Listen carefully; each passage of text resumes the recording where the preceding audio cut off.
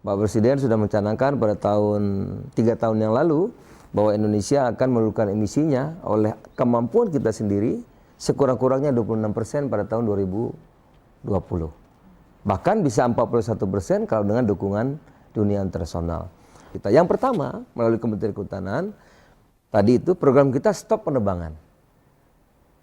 Izin-izin baru tebang pohon, stop dulu ini. Kedua, lahan gambut berapapun dalamnya, stop. Tidak boleh lagi kita konversi. Tidak boleh lagi kita alih fungsikan. Karena gambut ini akan memberikan emisi yang tinggi. Yang kedua, melakukan penanaman, ya, mitigasi dan adaptasi, penanaman besar-besaran. Alhamdulillah sekarang publik kita, stakeholder yang lain, budaya menanam sudah mendapat sambutan luar biasa. Yang berikutnya, kita mengembangkan industri kayu tetap harus dikembangkan karena butuh kita. Tetapi industri kayu yang berbasis hutan tanaman. Jadi kalau dulu menebang dulu untuk industri, sekarang tidak. Industri harus menanam dahulu. Apakah bisa? Terbukti di Pulau Jawa, kita surplus kayu tanaman. Program kita, Kementerian Kehutanan, penegakan hukum. Karena untuk mencegah degradasi dan deforestasi, tanpa penegakan hukum yang tegas sulit untuk kita laksanakan. Ada 2 yang kita lakukan. Pertama, sekarang penyempurnaan undang-undang yang menjadi inisiatif DPR agar ada efek jera terhadap pelanggaran-pelanggaran di kawasan hutan. Penegakan hukum di samping kita yang sekarang ini juga membuat tim gabungan baik Kejaksaan, KPK, kepolisian ya untuk bersama-sama menindak para pelanggaran di kawasan hutan termasuk illegal logging. Yang kedua, kita kerjasama internasional. Tentu kerusakan hutan itu, perdagangan kayu ilegal tidak mungkin bisa dicegah oleh kita sendiri. Tetapi juga harus melibatkan negara penerima.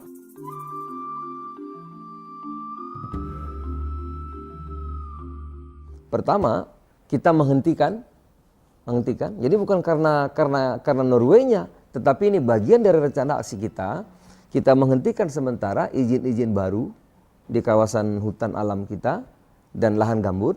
Yang kedua adalah kita membangun lembaga yang disebut dengan REDD Plus itu, agar nanti lembaga ini independen dan mendapat kepercayaan publik nasional maupun internasional, bukan oleh Kementerian Kehutanan. Kita akan membangun semacam lembaga keuangan atau trust fund ya, juga independen, bukan oleh Kementerian Kehutanan, bukan oleh Bappenas, tetapi satu lembaga yang mandiri yang dipercaya oleh publik nasional maupun internasional. Nah, apa tentang REDD Plus itu tentu tidak mudah ya, tidak mudah.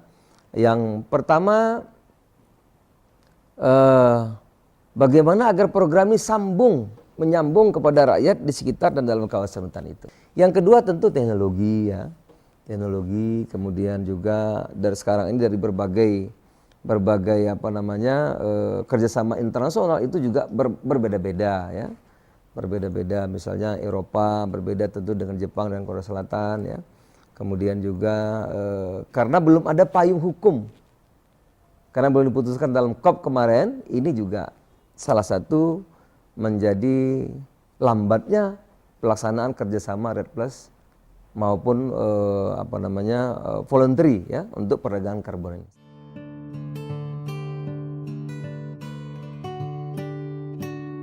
Tahun ini memang kita canangkan sebagai